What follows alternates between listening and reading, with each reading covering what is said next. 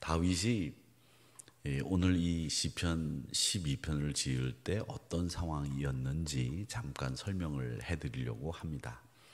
이 다윗은 많은 동지들이 있었습니다. 또 동지가 많은 만큼 적도 많았습니다. 그렇게 적도 많았던 이 다윗이 살아남을 수 있었던 이유가 뭘까? 그걸 우리가 오늘 이 말씀을 통해서 생각해 볼 수 있게 되고요. 또 이 말씀을 생각하면서 우리는 다윗이 절대 의지했던 하나님은 어떤 분인가? 이거를 우리가 볼 수 있습니다. 다윗이 유대 종족 가운데 그일라족이라고 하는 십광야에 사는 그일라 족속이라는 사람들이 있었습니다. 이 사람들이 이 다윗이 그 군대와 함께 그쪽으로 도망을 오니까 이 사울에게 가서 이 그일라 사람들이 다윗이 우리 동네에 숨어 들어왔습니다. 그러니 군대를 일으켜서 이 다윗을 치십시오라고 밀고를 했습니다. 이렇게 밀고를 한 상황에서 이 다윗이 그 사실을 알았어요. 겉으로는 자신들과 자기 휘하에 있는 부하들에게 굉장히 우호적으로 대하는 것 같으면서도 속으로는 이 사울에게 달려가서 다윗이 여기 있다 이렇게 밀고를 한 행동이 이해가 안 되는 거예요. 도무지 속다르고 겉다른 행동을 이 그일라 사람들이, 이 유대 같은 종족 사람들이 한 거죠. 그런 밀고 때문에 이 다윗이 정말 마지막 골목, 막다른 골목에 다다를 정도로 위기에 빠졌습니다. 그래서 이 사울이 그 밀고를 듣고 군대를 일으켜서 다윗을 공격을 하게 됐는데, 이 다윗을 공격하는 상황에서 다윗이 간신히 정말 살아남았어요. 그런 과정에서 또 다윗의 절친이 있지 않습니까? 누굽니까? 요나단이죠. 그 요나단이 찾아와서 다윗을 위로하고 격려하고, 야 다윗, 우리 아버지가 군대를 이끌고 와도 네가 하나님 편에 서 있는데 우리 아버지 군대가 이기겠느냐? 아니다. 네가 이긴다. 그러니까 끝까지 견뎌라. 이렇게 격려를 하고 돌아가는 바람에 다윗이 용기를 얻었어요. 자, 이렇게 다윗이 용기를 얻었는데 이 그일라 사람들은 어떤 사람들이냐? 그일라라고 하는 동네는 블레셋이라고 하는 동네와 굉장히 가까웠습니다. 그러니까 이 블레셋이라는 동네와 가깝게 있었으니까 그일라 사람들은 자주 블레셋 사람으로부터 공격을 받았어요. 여러분, 저 부산을 내려가다 보면 대구를 좀 지나서 이렇게 가다 보면 거기에 외관이라고 하는 동네가 있습니다. 외관.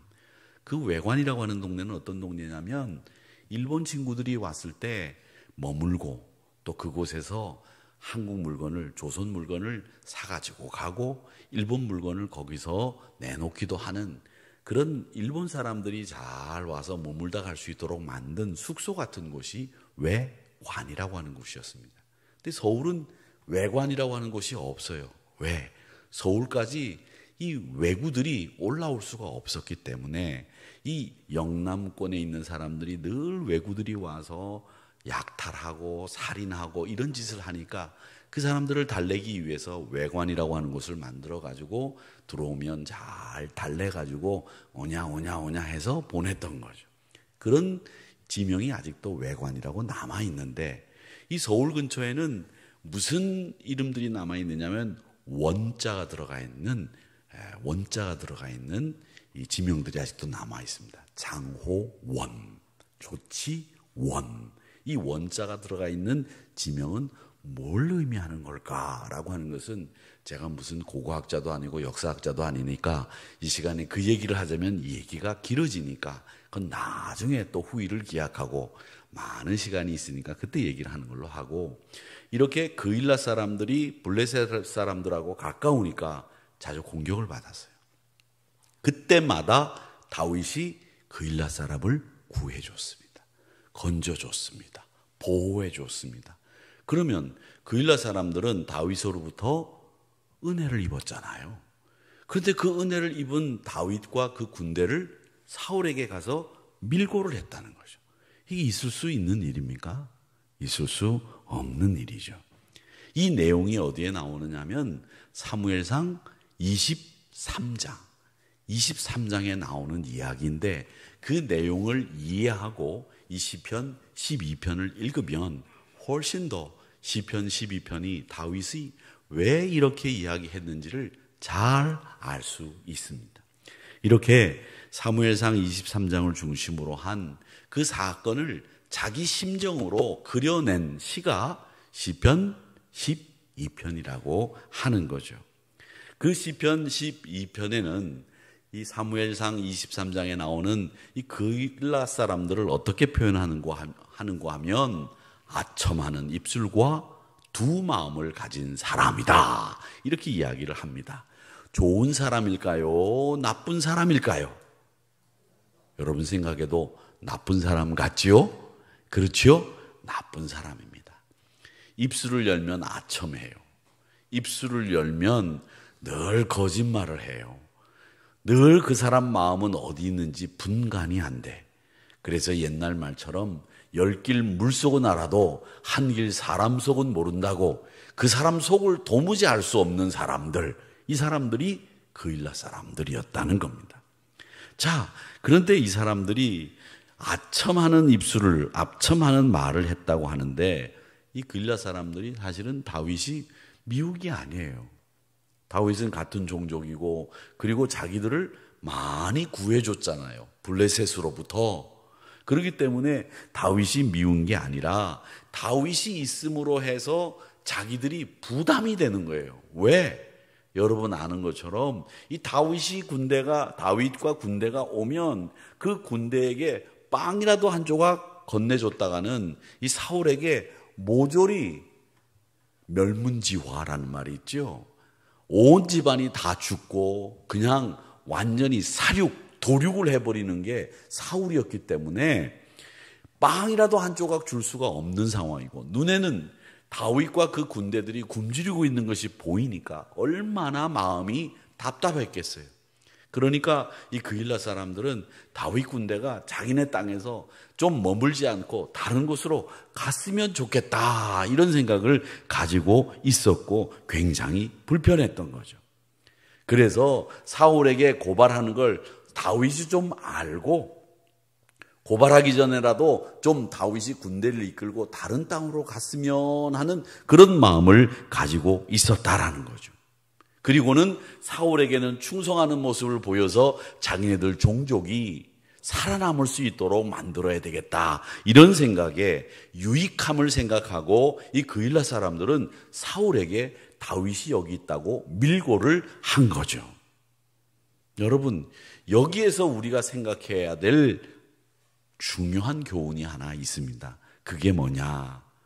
이렇듯이 언제나 세상은 보이는 힘에 굴복하고 보이는 힘에 충성합니다. 하나님의 힘에 굴복하지 않습니다.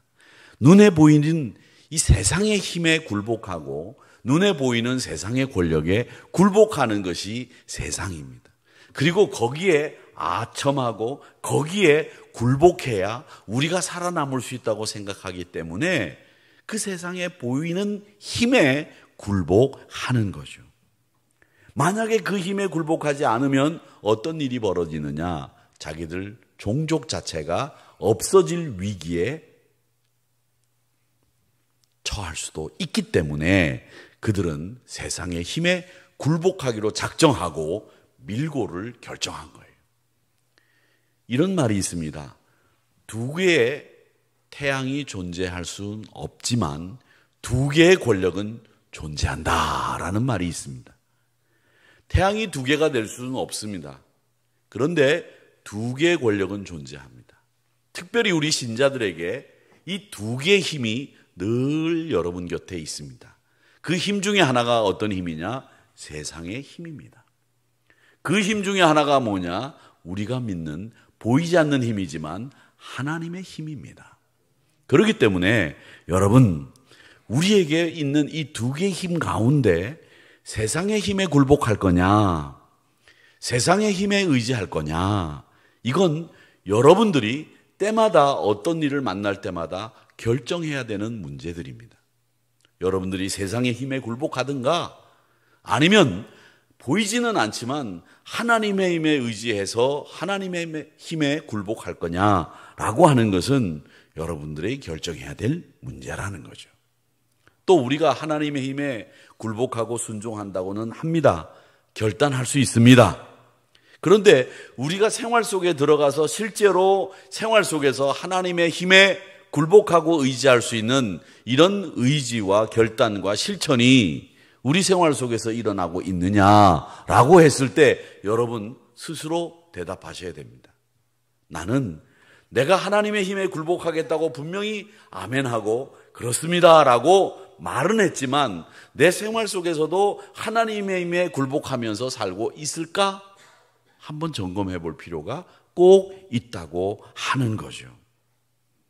아첨하는 입술, 그 아첨하는 입술은 바로 세상의 힘에 굴복하는 사람들을 대표하는 표현입니다.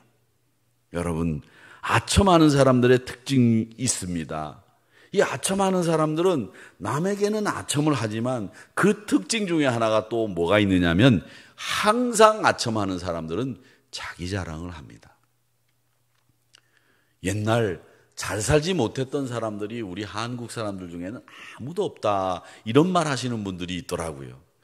우리 한국 분들은 다 할아버지 때에 다 만석군이었고 다 땅을 해지는 데까지 가지고 있었던 분인데 아버지 때 그 돈을 도박으로 아버지 때 그 돈을 보증으로 다 날려서 지금 이 모양이 됐다 이렇게 이야기하시는 분들이 의외로 많습니다.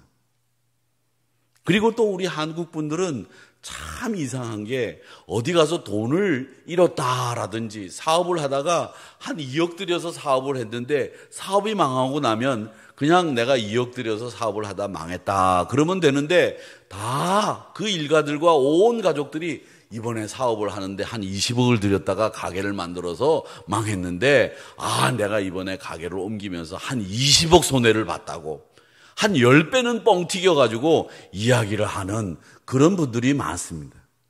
여러분, 자녀분들이 혹시 가게를 하다가 장사가 안 돼서 엄마, 아빠, 내가 이번에 가게를 하다가 이 코로나 때문에 가게가 어려워가지고 집어쳤는데 제가 한 손해를 20억 본 것 같아요. 이렇게 이야기하면 거기서 10분의 1만 적용하시면 됩니다.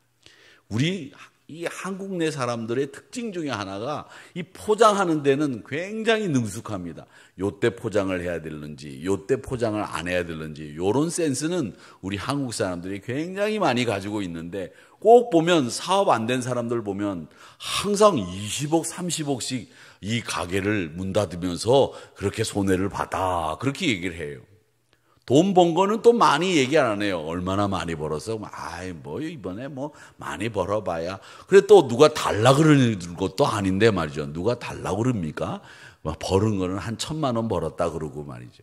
그리고 또 부모님한테 가서는 한 200만 원밖에 안 벌었다 그래요. 그리고 20만 원 내나 자기는 2억 벌어놓고. 그치요? 나쁜 녀석들입니다. 왜 제가 이 얘기를 하느냐 하면 이제 5월 8일이 얼마 안 남았거든요. 그러니까 이 설교를 유튜브로 보고 있는 자녀분들 정신 차리세요. 이번에는 용채를 많이 갖다 드리기를 바랍니다. 네, 할렐루야. 저도 아멘. 그렇습니다. 이렇게 자기 자랑이 심한 것이 아첨하는 사람들의 특징이에요. 그리고 요즘에 보면 이런 일들이 있죠. 일부만 사실이에요. 그런데 한 2개만 사실이고 8개는 거짓말이에요. 근데 그걸 10개가 전부인 것처럼 이야기하는 사람들입니다. 나라에서는 이런 일들이 없게 하기 위해서 이 거짓말, 거짓 보도, 왜곡 보도하는 것을 처벌해야 된다라는 분위기로 흐르고 있습니다. 또 정보를 1에서부터 10가지를 제공해서 판단하게 해야 되는데 정보는 하나만 제공하고 판단하게 하니까 사람들이 판단을 잘 못해요. 왜? 그건 어떻게 판단하도록 유도하는 정보만 주는 거기 때문에 사람들에게 그렇게 판단하도록 만드는 정보만 주는 이런 보도들, 언론들 이거 고쳐져야 됩니다. 또 사람들에게 줘야 되는 메시지를 안 주고 생략해가지고 나쁜 이미지를 심어줄 수 있도록 보도하는 사람들도 있는데, 이게 다 뭐냐? 진실 왜곡이고, 아첨하는 사람들이 가지고 있는 특징 중에 하나가 바로 그런 겁니다. 그래서 여러분, 항상 어떤 정보를 들었을 때는 그게 객관적인지, 그게 전부인지, 팩트인지 균형 잡힌 가치관에 의해서 판단을 하셔야지, 그냥 그 정보만 가지고 판단했다가는 낭패를 당하는 경우들이 요즘 세상에는 정말 많다고 하는 겁니다. 이게 습관처럼 돼 있는 사람들도 있어요. 자기가 필요한 정보만 주고, 자기가 원하는 정보만 주고, 전부를 줘서 판단하게 못하는 이런 사람들이 있다는 겁니다. 왜? 이건 세상의 힘을 믿는 사람들이 하는 짓거리입니다. 그러기에 우리 믿음의 사람들은 아첨하는 입술을 멀리해야 되고, 진실을 왜곡하는 사람들을 가까이 두면 안 됩니다. 항상 하나님께서는 정직하고 공의롭고 바른 판단을 하나님 말씀 안에서 할 수 있도록 우리에게 요구하고 있다는 사실을 기억하시기를 바랍니다. 시편 12편 2절에 보면 아첨하는 입술과 두 마음으로 말하는 것은 다 거짓이라고 말했습니다. 그들이 2절 말씀을 우리 같이 한번 읽어보겠습니다. 시작. 거짓말하는 자는 그들이 이웃에게 각기 거짓을 말하며 아첨하는 입술과 두 마음으로 말하는도다.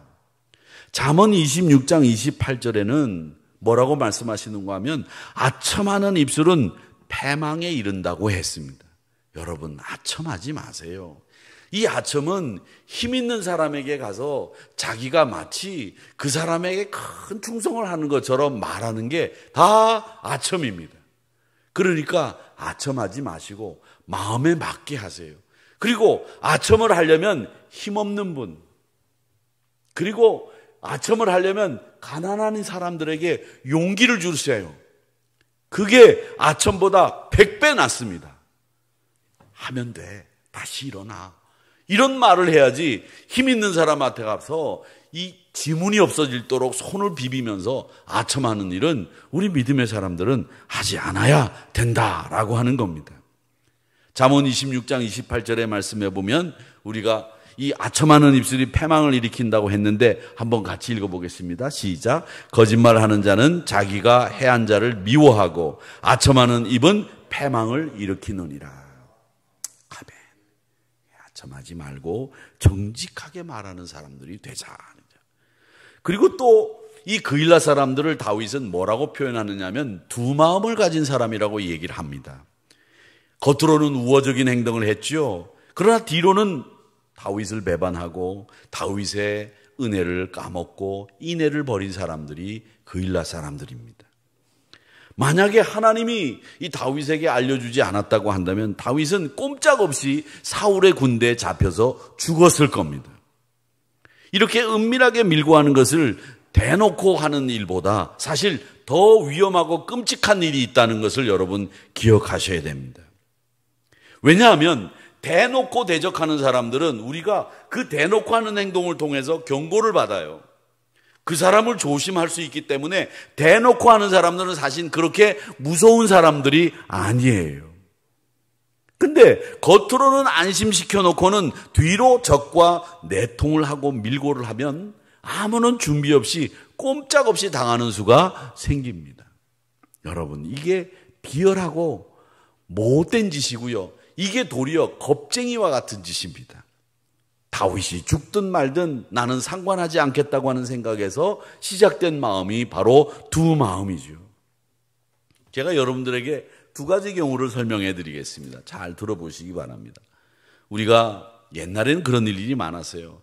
제사를 지내는 날, 야, 집안 어른 중에 한 분이 너 교회 다닌다며? 어디 교회 다니냐? 예, 서울의 한우리교회를 다닙니다. 그래? 한우리교회? 야, 그렇다고 말이야. 네 애비한테 절도 안 해? 이놈의 자식?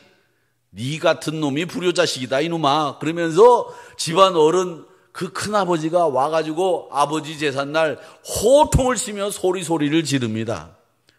며느리까지 불러들여가지고 야, 질부야, 네가 남편을 말이야 어떻게 했길래 제가 그렇게 착한 효자였는데 너하고 결혼하면서 하누리교회를 다니면서 저 모양이 됐단 말이지. 하누리교회 목사가 누구냐 말이지. 뭐 이래가면서 제사상 앞에서 술상을 뒤덮고 난리를 치는 일들을 옛날에는 있었습니다. 요즘에는 없죠. 뭐 있을 수도 있겠지만. 그러면 그 앞에서 갖은 곤욕을 다 치른 하누리교회 김집사, 그 집안에 며느리로 들어간 그 김집사님이 기도 제목을 꽂고 목사에게 찾아와서, 목사님, 우리 큰아버지가 아버님 제사 때 추도 예배로 드리려고 하는 것도 맡고 있고, 그 추도 예배 때 들어가서 저희들은 기도를 하는데 제사상에 가서 절하지 않는다고 난리를 치니 목사님이 기도해 주셔야 되겠습니다. 이런 기도 제목도 요즘엔 안 가져와요. 왜? 안 싸우니까. 기도 제목을 가져와서 기도해달라고 부탁을 합니다. 그러면 우리가 같이 기도를 하는 거예요. 영적인 전투에서 우리가 이겨야 되겠다고 하는 믿음의 열정을 갖게 되고, 우리가 같이 힘을 모아서 영적인 전투에서 이기자고 각오를 다지고 우리가 힘껏 싸웁니다. 영적으로. 그런데 그렇게 대놓고 대적하는 사람들은 우리가 각오를 세우고 영적으로 대적을 하기 때문에 괜찮아요. 문제가 안. 그런데 문제는 뭐냐? 더 무서운 게 있다는 거죠. 더 무서운 게, 그게 뭐냐면 교회 직분자라고 하면서 모여가지고 술 마시고 남의 돈 떼먹고 믿음이 있다고 하면서 믿음 없는 사람 같이 똑같이 세상 힘을 의지하면서 사는 사람, 이런 사람들이 더 무서운 사람들이에요. 왜? 그 사람은 예수 잘 믿는 사람인 줄 알았거든. 그런데 알고 보니까 예수 안 믿는 사람이나 진배 없고, 그 사람은 정말 내가 가까이에서는 안 되는 사람이라는 것을 신앙생활을 오랫동안 하면서 그 사람에게 영향을 받고 그 사람에게 스물스물 많은 부분을 배웠는데 알고 보니까 그런 사람이야. 그럴 때 우리가 영적으로 얼마나 많이 좀먹었는지, 갉아먹혔는지 이런 걸 알게 되는 순간에 실망하게 되고 낙심하게 되는 경우들이 있다라는 겁니다. 그렇기 때문에 여러분, 정말 무서운 건 뭐냐? 대적하는 사람들이 무서운 게 아니라 대적하지 않는 것 같은데 결국은 알고 보면 그 사람은 우리 신앙을 갉아먹는 사람이요, 우리 신앙을 낙심케 하는 사람이 정말 무서운 사람이라는 거죠. 그러니까 여러분, 이 세상의 힘을 의지하는 사람들은 대놓고 대적하는 사람들보다 이렇게 알지 못하게, 우리도 모르게 이 교회를 망가뜨리고 성도들의 신앙을 갉아먹는 이런 사람들을 더 주의해야 한다는 거죠. 그래서 여러분, 돈 가지고 장난치지 마시고 그런 식으로 장난해서 부자 되려고 하지 마세요. 그런 사람들이 종국에 가서 결국 어떻게 되느냐? 다 하나님이 그냥 하나님이 아니시지 않습니까? 갈라디아서 6장 7절의 말씀처럼 하나님은 만홀히 여김을 받지 않는 분입니다. 절대로 만홀히 여김을 받지 않는 분이 하나님이기 때문에 교회를 건강하게 하기 위해서는 우리 세상에 힘을 의지하지 맙시다. 아첨하는 입술 가지지 맙시다. 그저 정직하게 하나님 힘을 의지하시고, 그리고 항상 하나님의 뜻을 이루어 나가는 믿음의 성도들이 되시기를 주님의 이름으로 축복합니다.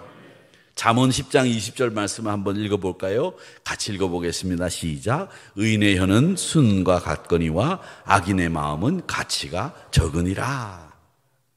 그렇게 말씀하셨습니다.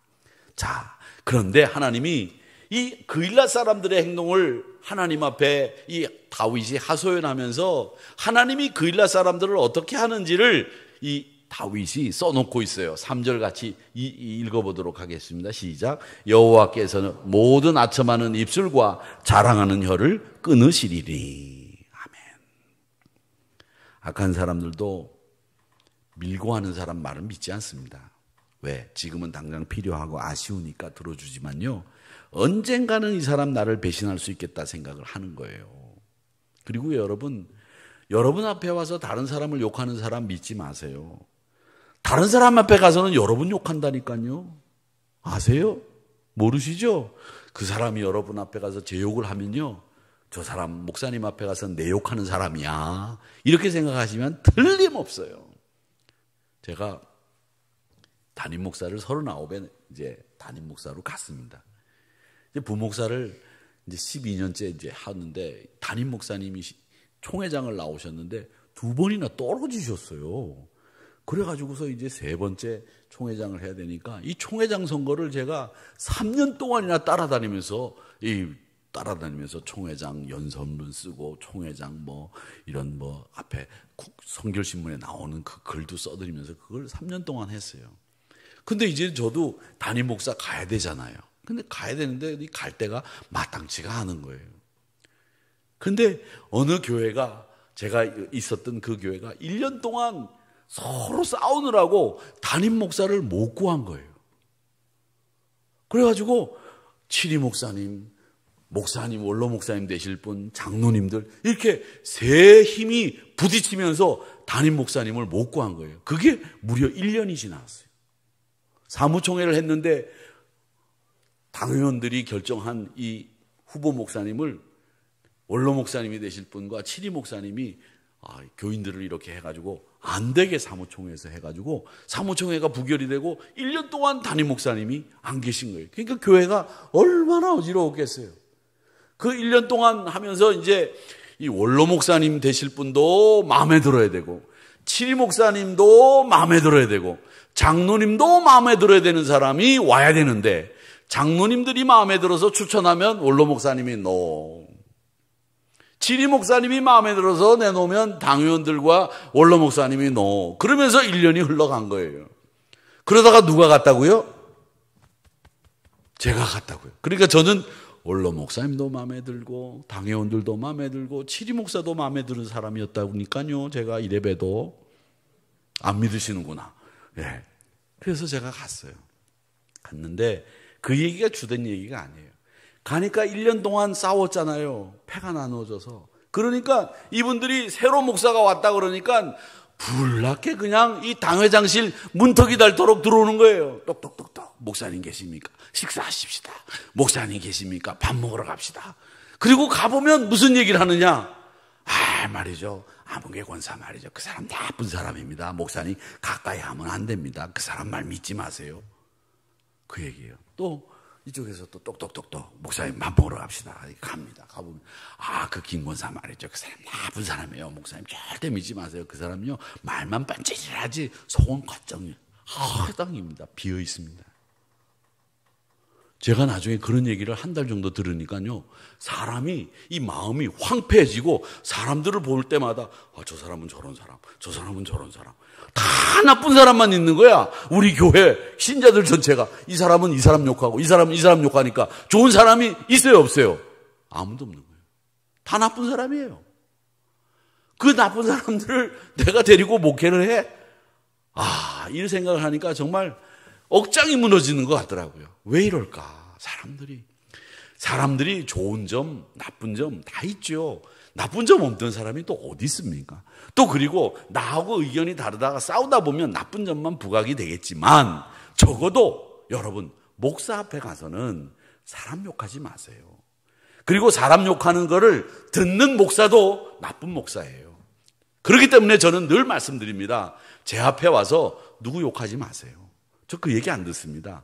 귀뚱으로도 안 듣습니다. 정말. 그리고 누가 어떤 사람을 칭찬하고 세워주는 얘기를 하면 저는 그거 잘 새겨 듣습니다. 여러분 기억하셔야 돼요. 우리 하누리 공동체가 세상 공동체하고 다른 이유는 우리가 그리스도 안에서 한 가족이에요. 그렇다고 한다면 우리는 서로를 세워주고 서로를 격려하고 서로를 용기 주고 서로를 도와주고 어떻게 해서든지 잘 되도록 빌어주고 기도하고 같이 힘을 합해주는 이런 사람들이 성도들이지. 목사 앞에 와가지고 그 사람 못 믿을 사람, 그 사람 죽일 사람, 그 사람 못된 사람, 이게 말이 되느냐 말이죠. 그게 교회입니까? 아니죠.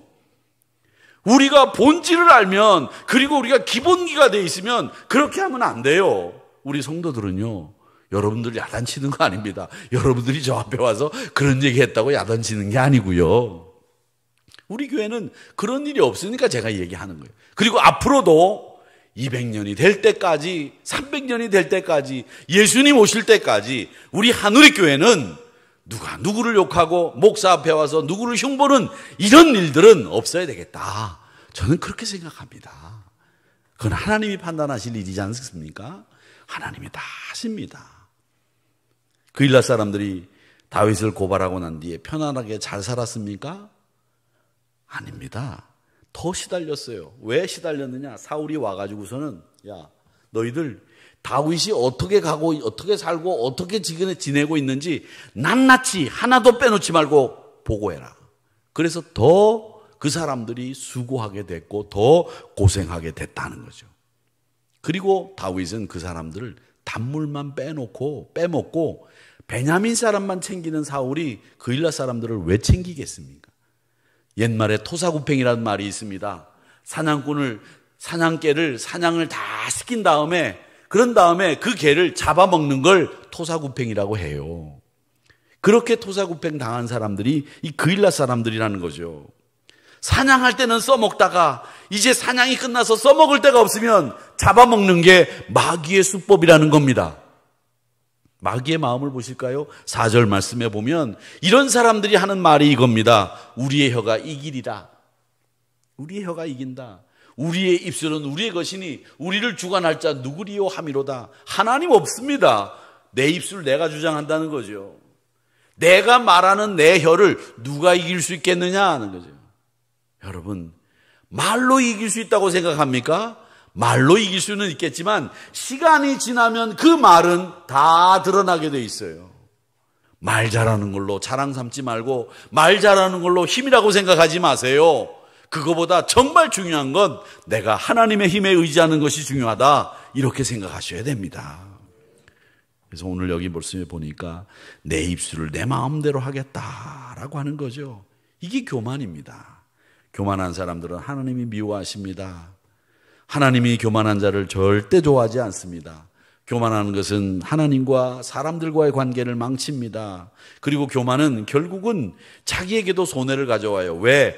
교만한 사람들이 자기에게 손해가 오는 경우가 어떤 경우냐면 이 교만한 사람들은 자기가 한계가 어디까지를 잘 몰라요. 자기는 뭐든지 끝까지 갈 수 있다고 생각하거든요.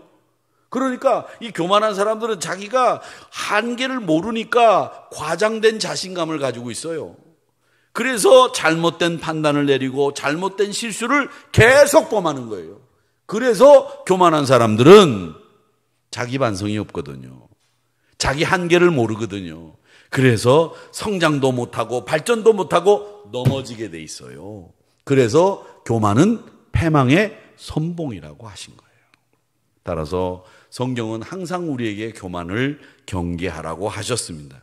하나님은 야고보서 4장 6절 말씀에 보면 우리에게 더 큰 은혜를 주신다고 말씀하셨는데 하나님은 교만한 자를 물리치시고 겸손한 자에게 은혜를 주신다고 약속해 주셨습니다. 야고보서 4장 6절 말씀을 같이 한번 읽어보겠습니다. 시작. 그러나 더욱 큰 은혜를 주시나니 그러므로 일렀으되 하나님이 교만한 자를 물리치시고 겸손한 자에게 은혜를 주신다 하였느니라. 아멘. 이렇게 교만한 자와 악인을 끊으신다고 이야기하셨습니다. 오늘 설교를 들으시면서 저는 여러분들이 이렇게 생각하실 거예요. 나는 교만하지 않아. 이렇게 생각하기 쉽습니다. 저도 이 설교를 준비하면서 내가 교만할까? 나는 교만하지 않은데 항상 겸손한데 이렇게 생각했습니다. 이렇게 생각하고 있고요. 그런데 우리가 항상 교만한 건 아니에요. 항상 교만하면 그 예수 믿는 사람 아니죠. 그런데 가끔 우리가 교만할 때가 있어요. 남을 무시하고 깔보고 남에게 함부로 대하는 경우들이 있습니다. 우리 하나님은 그 가끔도 용납하지 않으세요. 그렇기 때문에 우리는 하나님 앞에 늘 겸손해야 되고 늘 교만을 하나라도 일이라도 요즘 말하는 것처럼 일이라도 교만하지 않도록 유의하셔야 됩니다. 그래서 우리 하나님은 이 교만하지 않고 겸손한 자에게 어떤 은혜를 베푸시는지를 보세요. 오늘 말씀해 보니까 우리에게 안전지대를 주신다고 말씀하셨습니다. 편 12편 5절 열어주세요. 5절. 자, 시작.